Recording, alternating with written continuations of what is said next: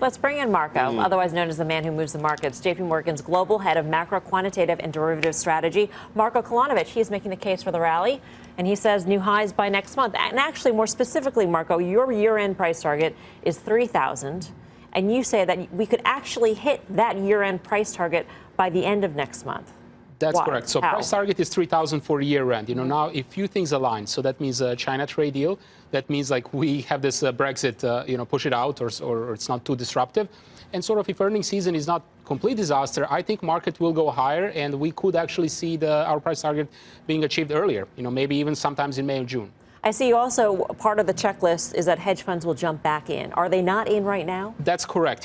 So when we look at the positioning data, be it our own data or when we look at the sort of hedge fund research indices, HFRX indices, if you look at the exposure to equities, beta to equities is actually at all-time lows. Really? All-time lows. So they yes. missed this whole check back. Largely they missed. So they were playing long short, and there are some good bets long shorts because gross exposure was actually higher, so they did make money. But in terms of net exposure, meaning how much of a beta you carry, it's actually very, very low. So the rally so far has been about short covering early on in January, continuation of buybacks, and some of the systematic strategies adding exposure. And these systematic investors are, we think, about 30 to 40% of their historical percentile. So actually they're quite a bit below average still.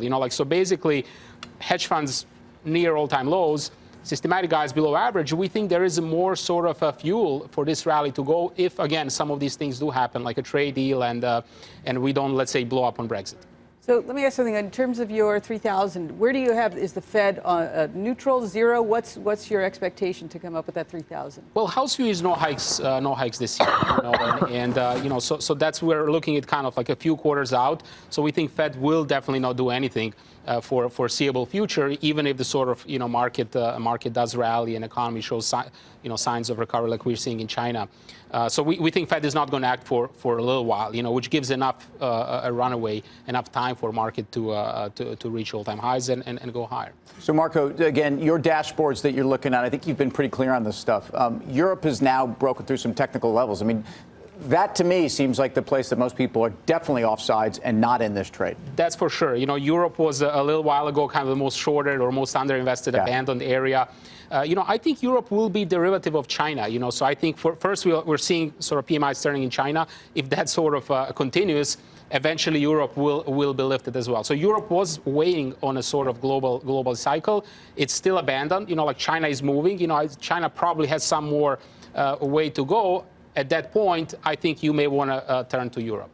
Clear the air on this whole inverted yield curve thing that people have been talking about. It's widened out recently, but what do you make of it? So persistent, yield curve inversion. So yield curve inversion that lasts for a long time historically is not good. I think everybody agrees with that.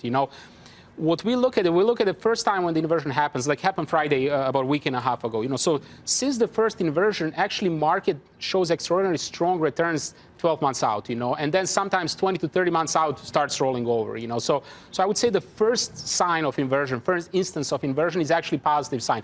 Prolonged inversion, let's say we have an inversion for 1 or 2 months or 3 months, I would be a lot more concerned about that. But to your point, we had it sort of on Friday for like 2-3 days. We don't have it this week, so we will keep an eye on that, But, just an instance, short instance of inversion actually historically was positive, not negative. Okay, so aside from your checklist, Marko, positive Brexit news, a trade deal happens, hedge funds jump back in. Aside from those, the opposite of those three things, what is the biggest sort of risk to this bull thesis in your view? I mean, it's hard to say. So you have some of these tail risks. Can we have something out of the White House, out of the left field? Some new trade war or some new scandal or some, so those type of things. But we don't have anything that we would kind of point our finger to. At this point, you can certainly be surprised. Like Miller investigation was clear, so that's also marginally. I think it's a positive. Look. China PMI started turning relatively recently, so I don't think we should kind of be 100% sure that that's an inflection point. It does look to us as an inflection point. So we'll watching these data next month. We'll watch the data in Europe. We're kind of cautiously optimistic that China did make this turn. We could get surprised that it was maybe some seasonality and not really real turn. Okay, Marko, great to see you. Thanks for coming by. Thank you. Marko Kolanovic, J.P. Morgan. What do you think? Well, I think that, if you look at the U.S. labor numbers, that might be something also that could give the market a little bit of a gut check. I mean, we had a weaker ADP today. It doesn't necessarily always match up, but we have a big payroll number on Friday. It was a terrible one last month. We're still in the place where a growth scare is much worse than an inflation scare. It's always like this. But I think this market is still a little gun shy on the global recovery. So I think the U.S. data is still paramount right now, and I think it's been okay. But we need to see some decent numbers on Friday. And the U.S. data, like you say, we need to keep watching that. And obviously, Marko was just talking about the China data. And is this an inflection point, or is this, we need to see a little bit more than what we've seen just one time, best in 14 months or whatever. That's great.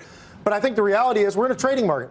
We continue to be in a trading market. The derivatives market continues to tell me, hey, look, Pete, best way to play this is in the options world. It really does. It screams out sometimes through my computer. But it's exactly what we've been. Oh, the options whisper. Yeah. But that's exactly what we're seeing. I mean, I remember coming on the show not too many months ago. We had high volatility, and I said, this is the time where it's the best opportunities are finding the great quality stocks and selling options against them.